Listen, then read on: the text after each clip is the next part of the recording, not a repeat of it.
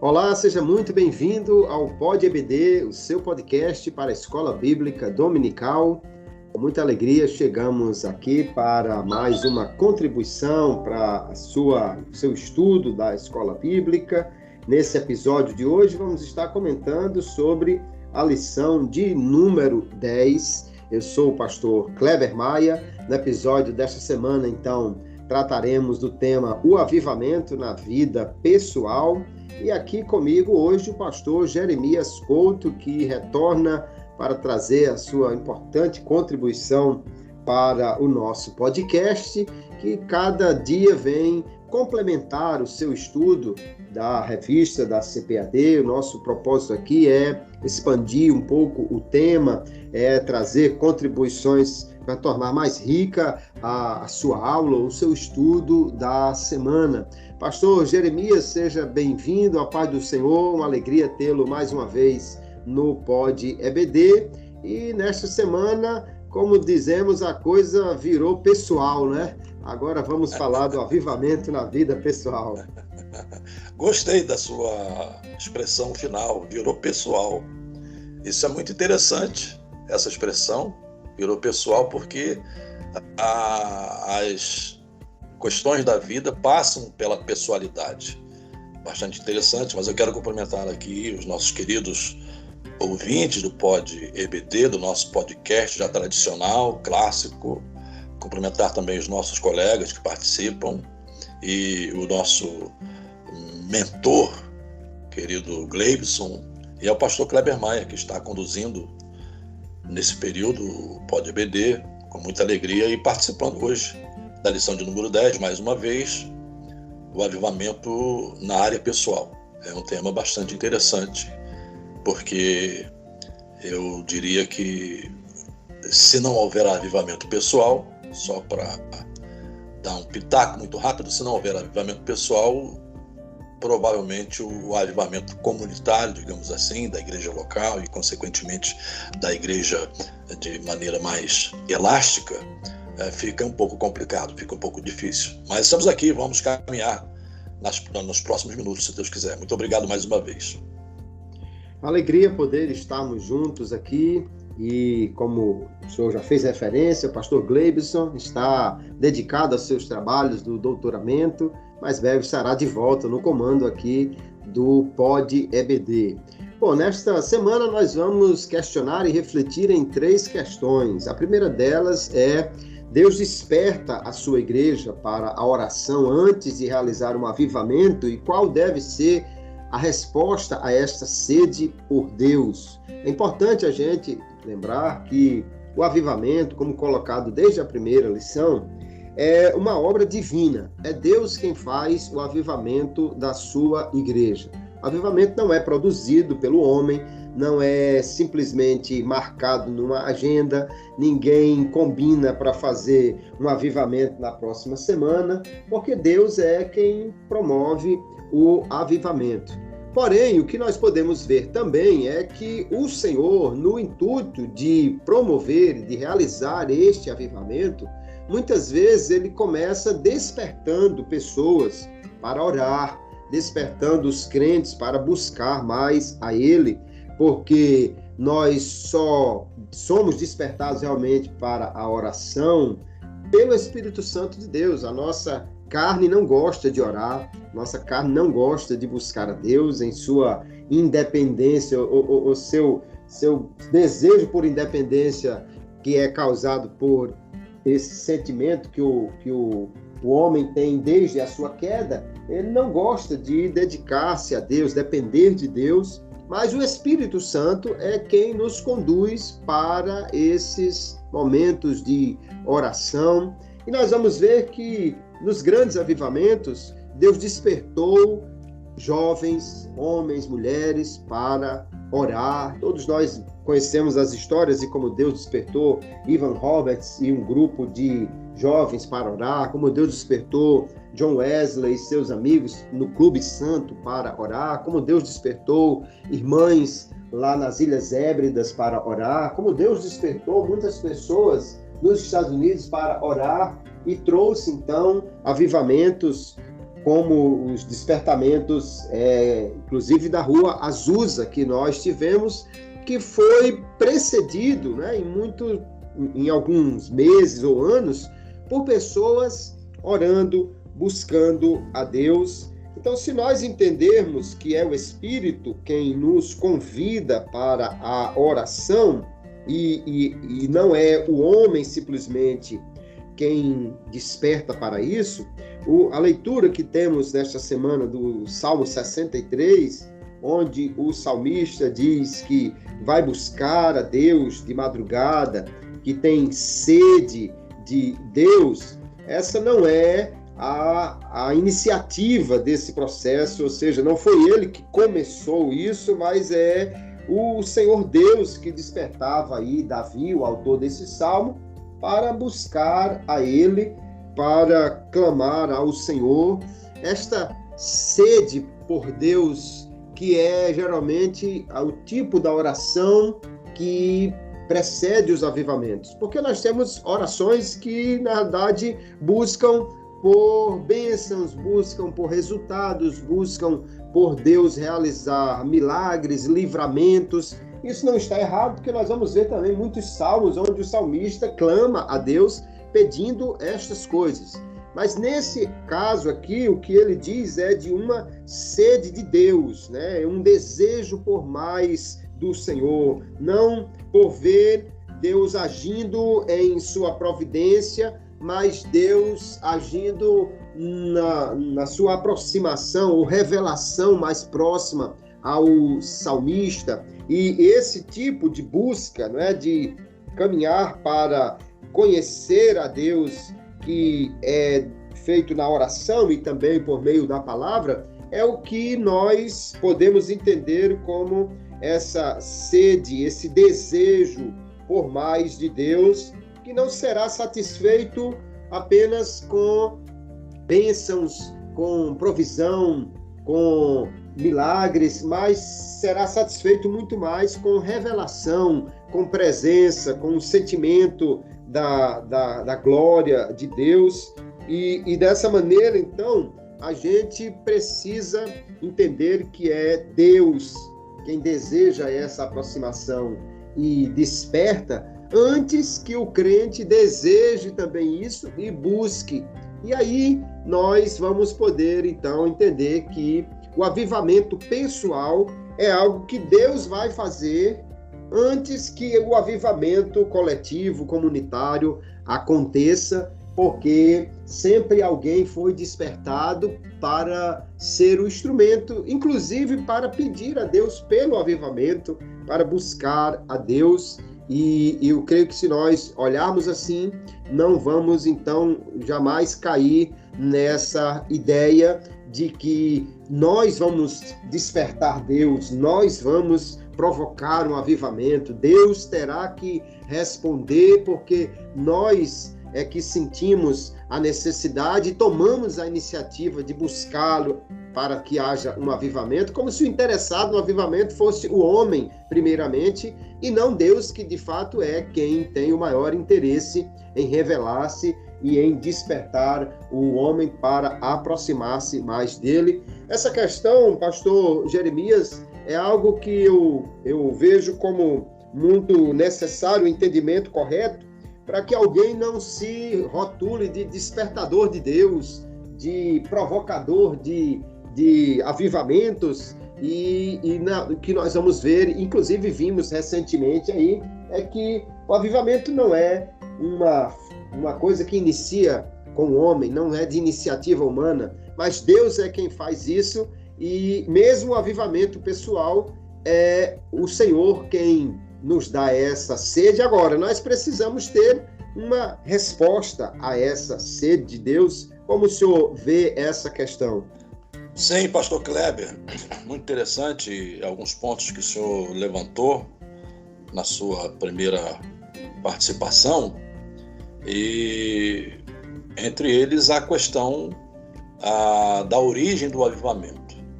Não somos nós que, por nossa própria iniciativa, e aí eu já linko com as suas últimas palavras, em que o Senhor mencionou que nós não somos digamos, os despertadores de Deus. Não é uma iniciativa própria, mas Deus induz.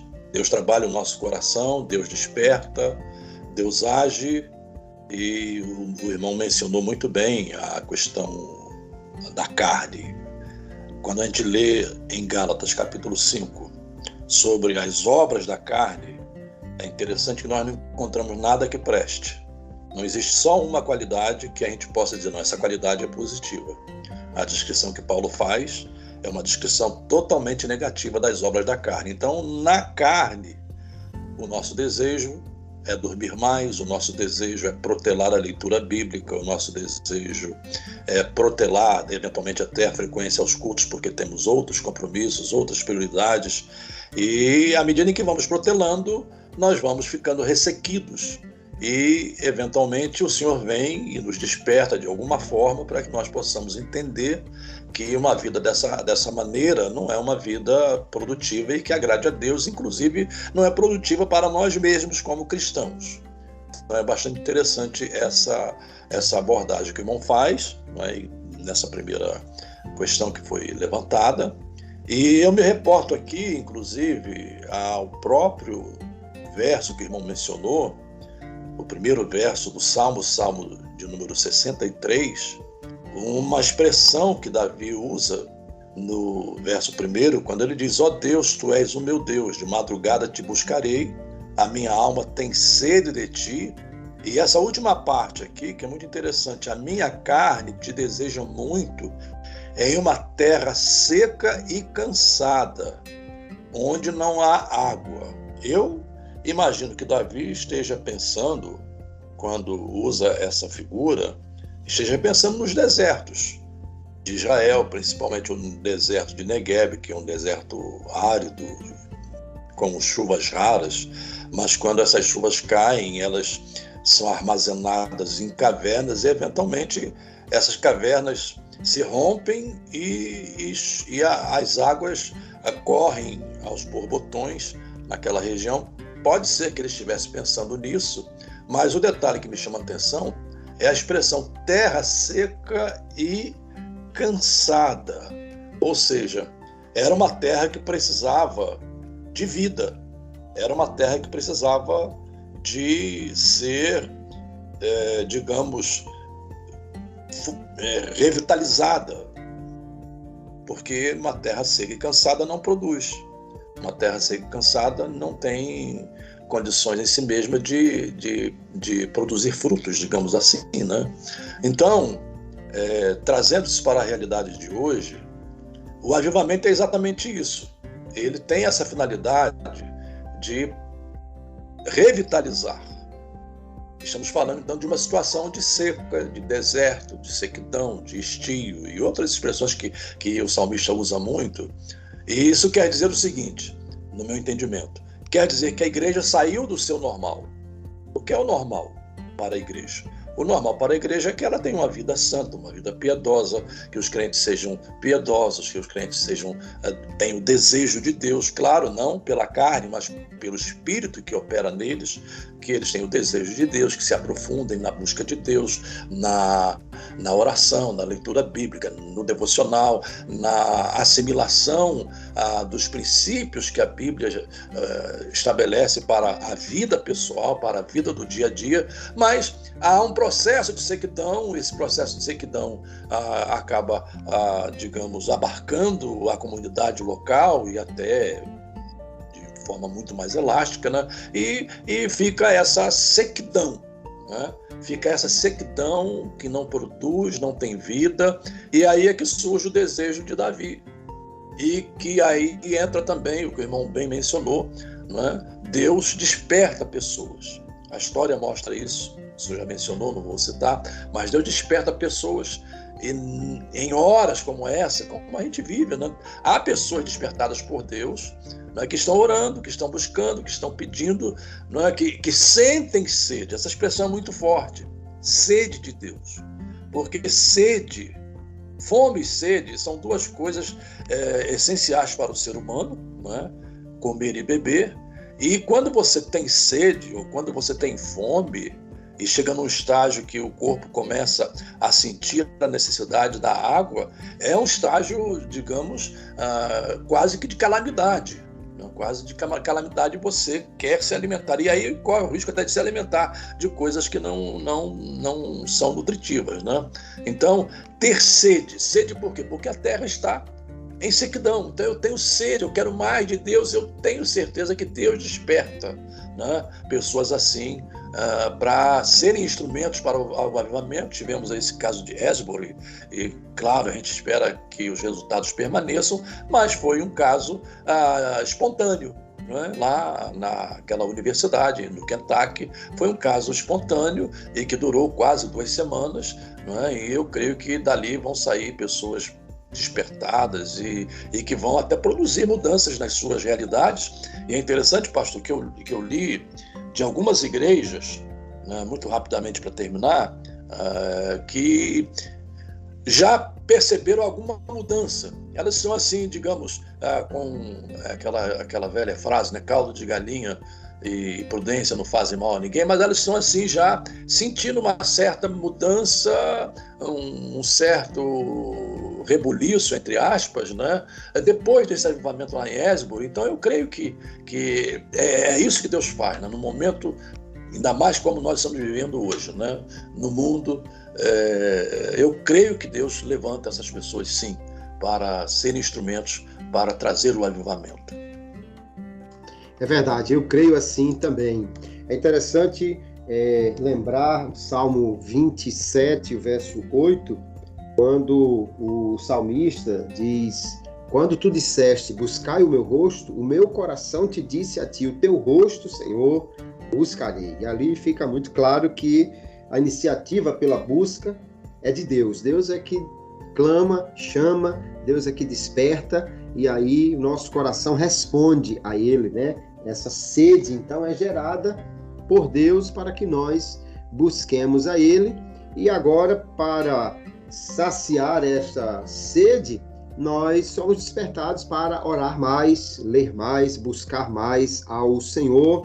Agora, uma questão muito importante que remete agora à nossa segunda questão é que se fala muito hoje de você ter tempo para realizar alguma coisa, mas ter tempo de qualidade, né? Ou seja, tempo dedicado, tempo que você não está dividindo com outra coisa, mas que está focado, com uma atenção realmente voltada para aquilo. E a pergunta que eu passo para o senhor, pastor Jeremias, na correria dos tempos atuais, como podemos ter tempo de qualidade com Deus? Que coisas precisamos fazer? De que coisas precisamos nos libertar? Ou que cuidados deveremos ter para ter esse tempo de qualidade com Deus? Pastor Kleber, é uma pergunta muito interessante também, né? E ela permite aí a gente passear por várias possibilidades em todas as áreas da vida do crente, mas especificamente em relação à questão do avivamento, como o irmão mencionou, essa sede provém da necessidade e o próprio Deus implanta em nosso coração esse desejo de buscá-lo, de desejá-lo, de amá-lo, de fazer dele o nosso bem maior. Então, eu costumo usar uma expressão que nós temos de ver as coisas pela perspectiva de Deus. Nós temos de agir pela perspectiva dele, pelos olhos de Deus. Essa é a minha primeira expectativa nesse ponto, né? Analisar sob a perspectiva de Deus. A outra coisa que é interessante a gente também mencionar é que, embora nós vivamos em um tempo totalmente distinto, por exemplo, da época dos puritanos, da época da própria Reforma, dos tempos medievais, né? Em que parece que a vida passava muito lentamente, né? Parece que o dia era um dia muito largo, né? Hoje, embora nós temos todos os recursos da tecnologia, mas esses recursos, ao mesmo tempo em que nos favorecem, né? Esses recursos desse mundo industrializado, desse mundo com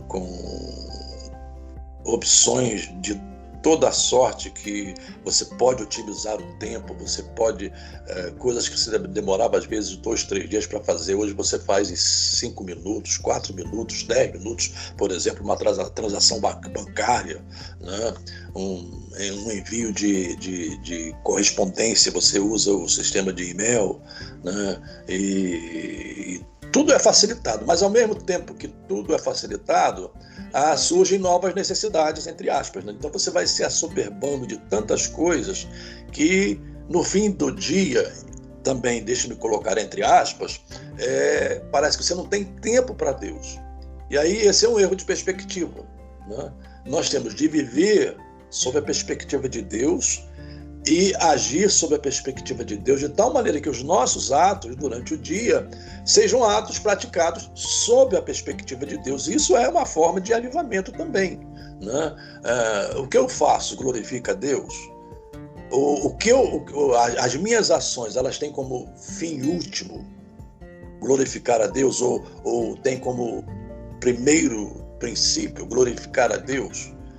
Aquele verso conhecido que Paulo fala sobre a glória de Deus, no contexto lá das questões das coisas sacrificadas aos ídolos, né? Então ele diz, tudo que vocês fazem, façam para a glória de Deus. Então essa é a perspectiva. Mas aí entra a questão do tempo. A gente aprende, por exemplo, que temos de ter uma vida de comunhão com Deus, sob a perspectiva de Deus. Mas aprende também, e o próprio Senhor Jesus é um exemplo disso, né? Que nós temos de ter o nosso tempo de qualidade, como o senhor mencionou, e essa é uma expressão bastante interessante. Tempo de qualidade. E aí olhamos para Jesus, Jesus tinha esse tempo de qualidade. A gente encontra Jesus no monte orando, a gente encontra Jesus em diferentes situações, como homem, orando, buscando, em comunhão com Deus, né? Então esse tempo de qualidade nós precisamos, é uma questão de disciplina, é aquilo que nós chamamos de mordomia do tempo, né? Nós precisamos na nossa programação diária, né? Digamos, na nossa agenda diária, estabelecer um tempo para que a gente possa abrir mão de tudo. Eu dizia esses dias num grupo de debates bíblicos de pastores que é um tempo em que você deixa de mão o celular, você deixa de mão o telefone, deixa de mão as redes sociais, deixa de mão qualquer outra leitura, deixa de mão até o contato familiar. Parece que Moody, se não me foge a memória, eu acho que era Moody, ele tinha esse esquema com a sua esposa e dizia à sua esposa, nesse horário, e era um período bem longo, ele não permitia que fosse interrompido por ninguém, porque era o tempo de qualidade que ele tinha com Deus. Volto a dizer, naquela época parece que o dia passava mais devagar, mas ainda assim, a gente precisa pensar, né, ser despertado por Deus para esse tempo de qualidade. E existe uma coisa que talvez não dê tempo da gente falar aqui, mas só vou pincelar, de repente isso pode avançar, que era muito comum entre os puritanos. Eu acho que precisa ser resgatado hoje, e até lá no catolicismo medieval, né? Mas isso não tem bandeira, né, denominacional, digamos assim, é a chamada lectio divina. Né? Quando você ora a palavra, em que sentido? Você ora, você lê a palavra 1, 2, 3 vezes, você medita na palavra, você permite que a palavra induza você a buscar a Deus de uma forma específica e etc. Depois passa por um momento de contemplação, depois ora novamente, ou seja, é um processo, tem inclusive um padrão não inflexível, né? Mas que ajuda você a se conduzir nesse momento de devocional com Deus. Então, eu creio que cada crente, não importa se é pastor, se é presbítero, se é diácono, se é membro da igreja, se é porteiro, não importa a posição, ele deve ter esse tempo de qualidade com Deus, trabalhar a sua agenda diária para ter esse tempo de qualidade com Deus. Concordo plenamente. É interessante quando o Senhor Jesus recomenda a oração, no Sermão do Monte, né? Ele diz, entra no teu quarto, fecha a porta.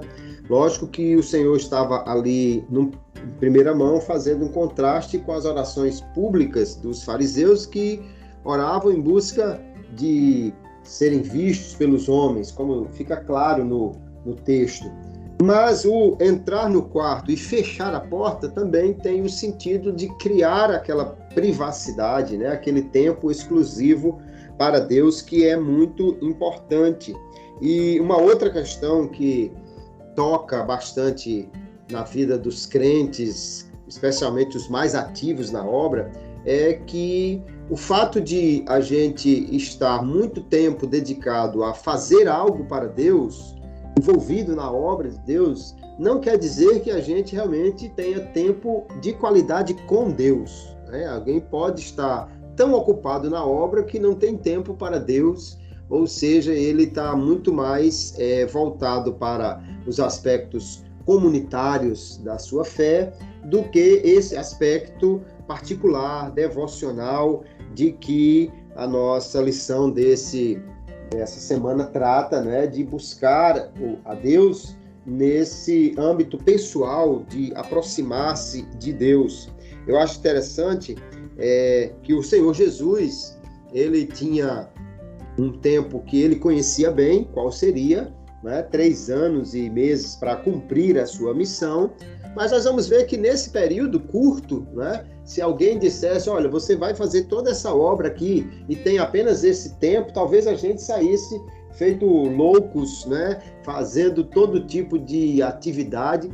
E o Senhor Jesus não só tinha tempo para orar, tempo para estar com o Pai, como também ele teve tempo de retiro com os seus discípulos, né, de fazer aquele tempo de estar ali no norte do país, em Israel, e afastar-se um pouco dos centros e daquela atividade muito grande, com o objetivo de estar mais próximo dos discípulos, com o objetivo de descansar também. João capítulo 7, os irmãos de Jesus, que por essa época não criam nele, diz, olha, vai para lá, vai para Jerusalém, é lá que as coisas estão acontecendo, é a grande festa, você não é quem diz ser, vai. E Jesus disse, não, eu tenho um tempo, e para vocês qualquer tempo serve, mas eu tenho o tempo certo de fazer. E ele então tinha esses momentos de retiro, de oração, e para nós isso é um despertamento muito grande, né? Um modelo extraordinário de tirarmos tempo para ter um momento devocional, práticas e disciplinas espirituais, como o senhor já citou, a disciplina da solitude, estar a sós com Deus, da contemplação, da oração meditativa, da oração contemplativa. Quer dizer, são disciplinas espirituais que nós temos bastante registro delas e conteúdo mostrando como isso foi feito por grupos, né, que buscavam realmente a Deus e tiveram assim resultados extraordinários nessa comunhão com Deus. Alguns crentes que são chamados de místicos, né? Hoje isso virou uma coisa assim parecida com magia, mas na verdade eram pessoas voltadas muito para a contemplação, para a meditação, para essa oração, e que nós precisamos resgatar isso no nosso dia a dia. É interessante, pastor Kleber, se me permite, você citou aí a questão de pessoas místicas. E a palavra assusta um pouco, porque não estamos acostumados com ela. De fato. Mas os místicos nada mais eram do que pessoas que buscavam essa espiritualidade. E místico é um sinônimo de vida espiritual também, né? Perfeitamente. Eram pessoas que tinham um tempo maior dedicado a isso. E não estamos falando de pessoas que viviam feito monges necessariamente, né? Mas que tinham o seu tempo dedicado. Há uma referência sempre feita à mãe de John Wesley, né? Susanna Wesley, que tinha aquele hábito de, estando mesmo na cozinha, uma família grande com muitos filhos e ela trabalhando, mas os filhos já sabiam. Quando ela sentava no canto e cobria o rosto com o avental, não perturbasse mamãe, porque ela estava no seu momento com Deus, ainda que ali, num ambiente em que ela não podia se afastar muito, porque estava nas suas atividades, mas tinha esse tempo.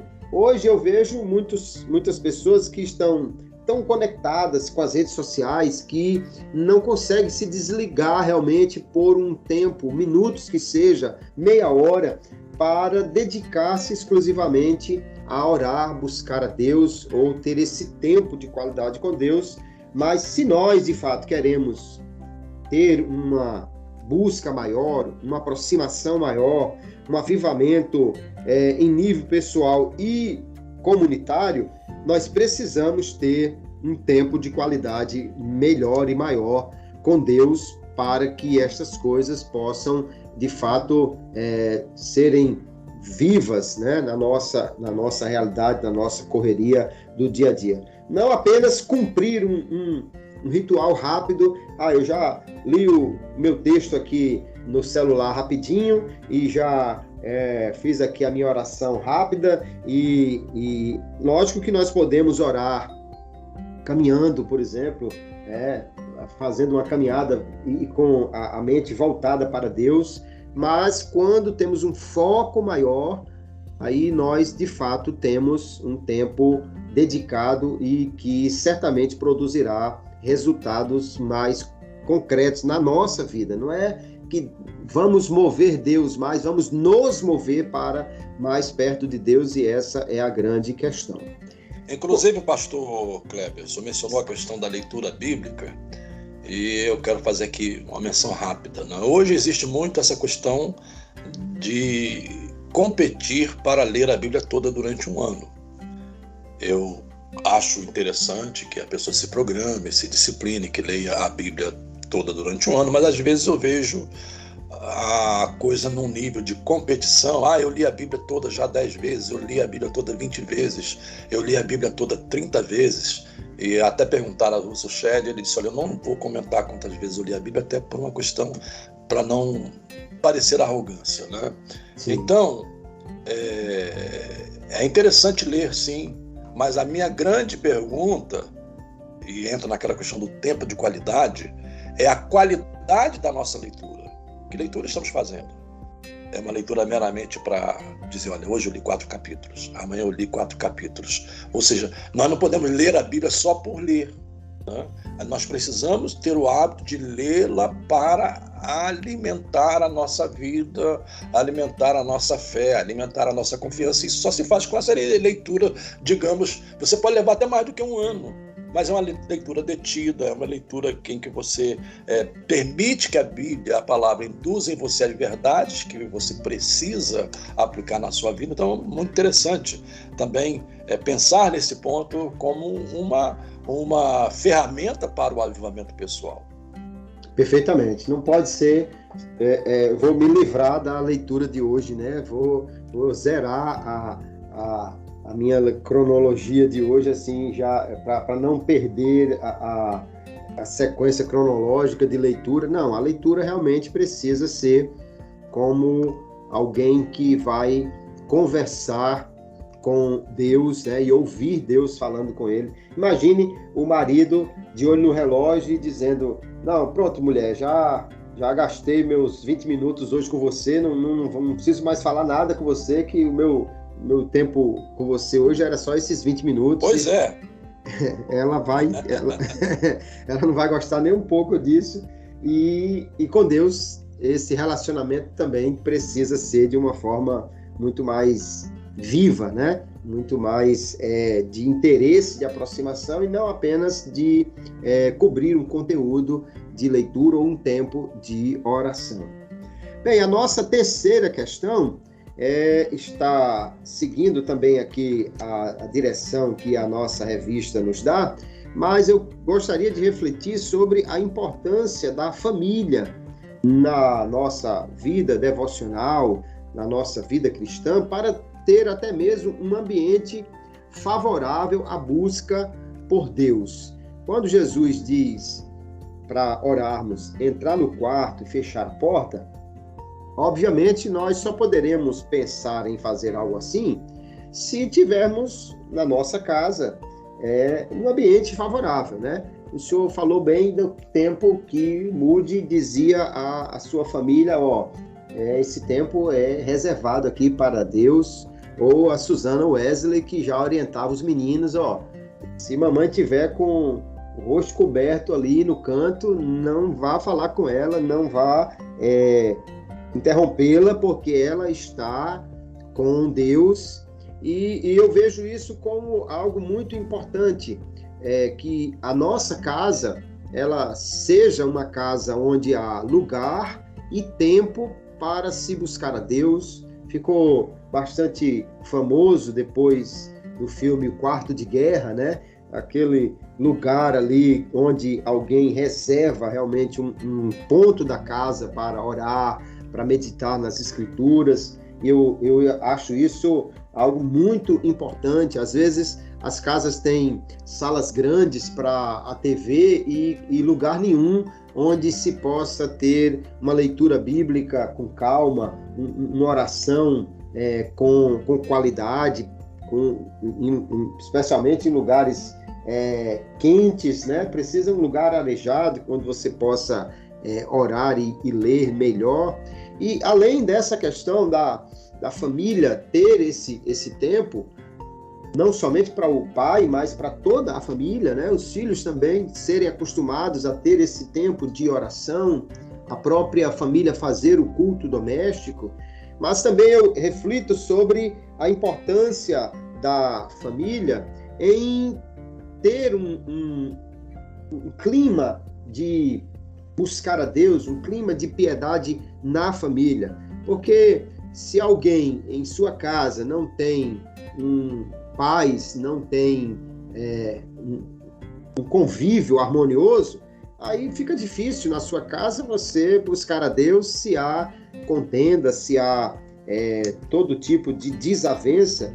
Então eu penso que, de fato, a família é algo que nós precisamos também ter esse cuidado de promover a piedade na nossa casa, nos nossos filhos, na nossa esposa, orientar e valorizar esse momento em que qualquer membro da família está dedicado ali à leitura ou à oração, ter também uma vida de harmonia no lar, para que possa se buscar a Deus e ter essa tranquilidade, uma vez que não vamos à igreja simplesmente para ter momentos com Deus, mas devemos ter Deus em todos os momentos da nossa vida, inclusive na nossa casa, né? Hoje nós temos uma infinidade de entretenimento e que muitas vezes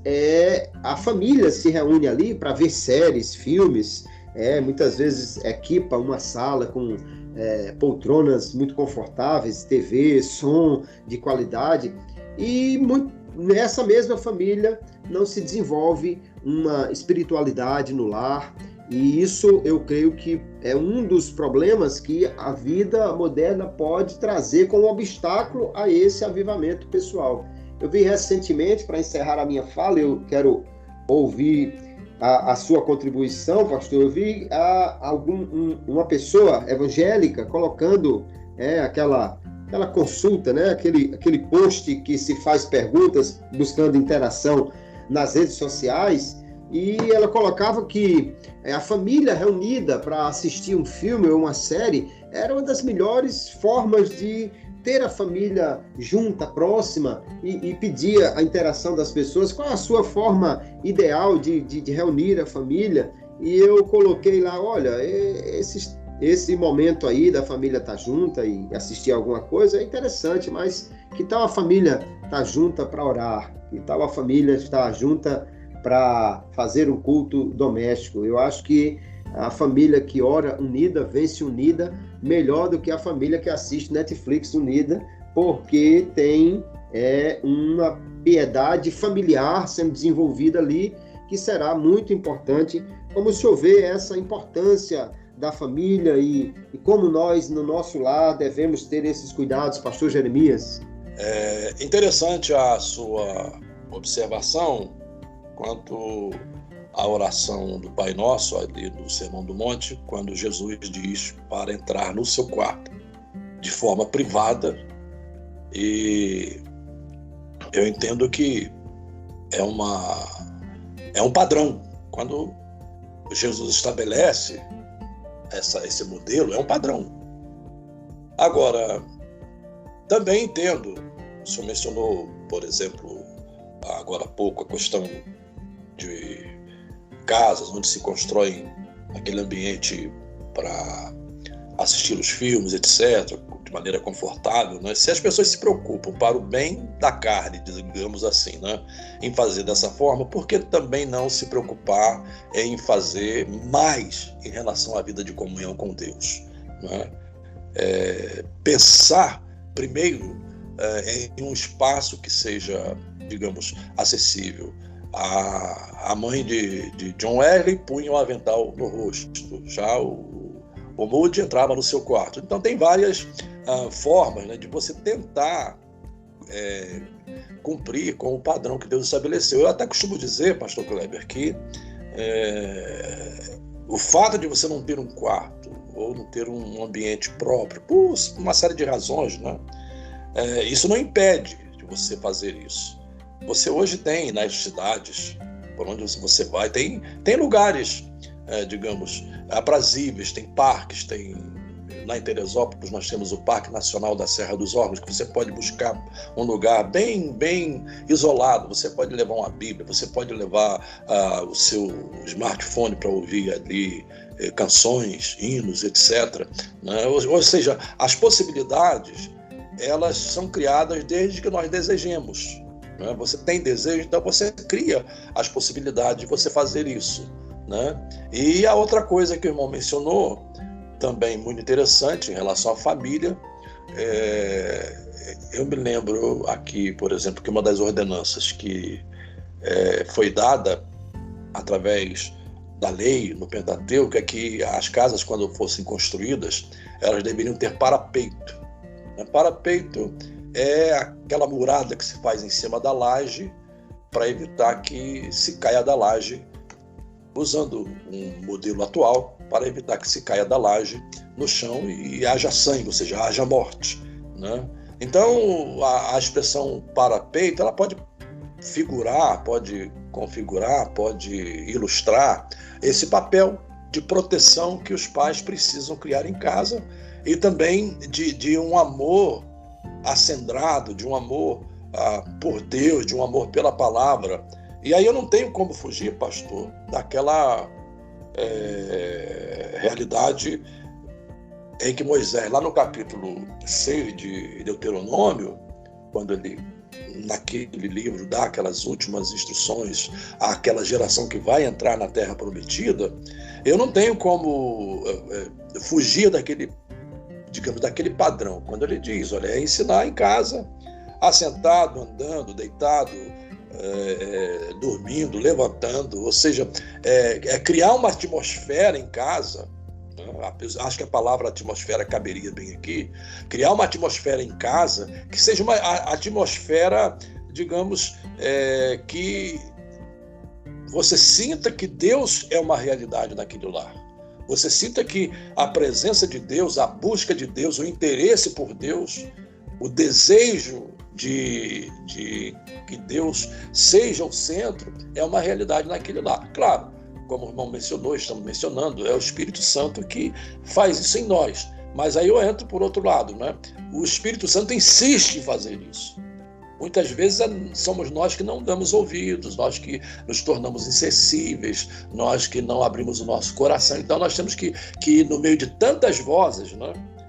Um mundo com um turbilhão de vozes, nós precisamos discernir a voz do Espírito Santo que está falando. Eu tenho certeza que um podcast como esse é um instrumento que o Espírito Santo vai usar, né, quando ele for disponibilizado, para despertar, né, para trazer os crentes à realidade, para trazer os crentes a perceber a importância do avivamento pessoal. Né? Então, às vezes o problema está em nós quando nós não temos a sensibilidade para ouvir.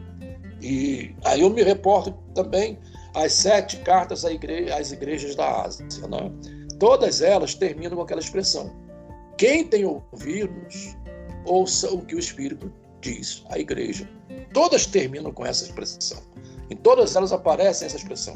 Ou seja, nós temos que aguçar a nossa capacidade de ouvir, e Deus já está falando pela Escritura. Eu mencionei aqui agora Deuteronômio, quando a gente imagina uma nação como Israel, que foi resiliente com todas as dificuldades, rebeldia, incredulidade, mas ainda hoje, claro, tem a promessa de Deus de preservá-la, não tira esse mérito da soberania de Deus, mas, por outro lado, o povo também foi instado a levar a sério, não é? Essa questão de passar para as próximas gerações esse mesmo modelo que nós podemos, como palavra de Deus, transpor para a nossa realidade, criar em nosso lar uma atmosfera de tal maneira que nós sejamos também agentes de transformação na sociedade e agentes de transformação na igreja, no sentido de sermos instrumentos para o avivamento da nossa comunidade.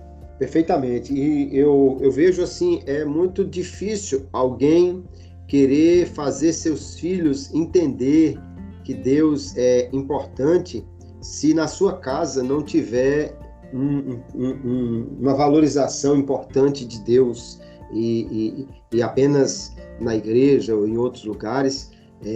Então vai ficar difícil para um pai depois dizer ao filho: meu filho, busque a Deus, ore a Deus, se ele não viu na sua casa isso acontecer. Mas o contrário também é verdade. Uma casa em que alguém foi criado, que nas dificuldades alguém ia orar, buscar a Deus, reunir a família e Deus dava vitória. Quando houver também dificuldades nessa vida dessa pessoa, ele vai lembrar de como na sua casa isso acontecia e certamente vai buscar também a Deus. Mas, pastor, nós chegamos àquele momento que temos a mesa redonda e a hora da pimenta, que é a hora em que temos uma pergunta um tanto mais provocativa, assim, provocativa não de mexer com as pessoas, mas sim despertar a nossa reflexão sobre um assunto importante. E a questão hoje nós já falamos sobre o entretenimento, que é uma distração que rouba o tempo, entre outras coisas, de se buscar a Deus. E a pergunta é: a igreja dos nossos dias tem criado mais eventos para entreter e atrair o povo, ou reuniões para se buscar a Deus? E qual o remédio para isso? O que deveria realmente a igreja pensar para que não fosse apenas esse lugar de entretenimento? Como o senhor vê essa realidade e o que o senhor diria para que as igrejas pudessem mudar isso, pastor Jeremias? Pastor Kleber, não quero cair aqui no erro da generalização, mas eu diria que nós, como igreja, de maneira geral, estamos muito acostumados a programas. E também não vou aqui dizer que cada igreja não possa ter a sua agenda para programar as suas atividades, até para que se organize e faça as coisas de maneira bem administrada. Não é esse o ponto que eu levanto. Mas o ponto que eu levanto é esse excesso de ativismo. Hoje, em nossas igrejas, tem tanto ativismo, congresso de não sei quem, congresso de não sei mais quem, inclusive até cultos que são chamados Aviva não sei o quê, Aviva não sei mais o quê, e vai com essa programação em série, mas para a prática, ou seja, para o avivamento, pouco contribui. É um ativismo sem resultados, não é? Sem resultados. Então, eu creio que a igreja deveria se voltar mais para a busca de Deus e depender menos. Eu já disse isso algumas vezes, alguém me criticou, mas fazer o quê, né? Depender menos de pregadores profissionais, entre aspas. Eu não estou dizendo que não se possa convidar alguém, absolutamente, para trazer a palavra, para ensinar, há pessoas usadas por Deus, mas eu me refiro àquela coisa que se tornou uma necessidade. Se não houver o pregador de fora, se não houver o pregador famoso, se não houver a cantora que vai cobrar não sei quantos reais, parece que o avivamento não virá. E aí, meu irmão, minha irmã, você que está me ouvindo, esse não é o caminho do avivamento. O caminho do avivamento é a igreja ter sede de Deus, buscar a Deus, tem interesse por Deus, e eventualmente a gente não sabe, porque as informações não chegam, mas aqueles irmãos lá da Biboca, aqueles irmãos lá da Bananeira, aqueles irmãos lá do Cafundó, do mato, sem nenhum menosprezo na expressão que estou usando, mas que não tem cantor famoso, não tem pregador famoso, não tem programação muito bem urdida e muito bem organizada. Esses irmãos estão vivendo um avivamento lá entre eles e nós não tomamos conhecimento porque não tem mídia, não tem informação, as informações não chegam, né? Mas estão vivendo esse avivamento, enquanto nós estamos aqui cheios de programas, cheios de atividades, com um ativismo tão intenso, mas com uma vida fria, né?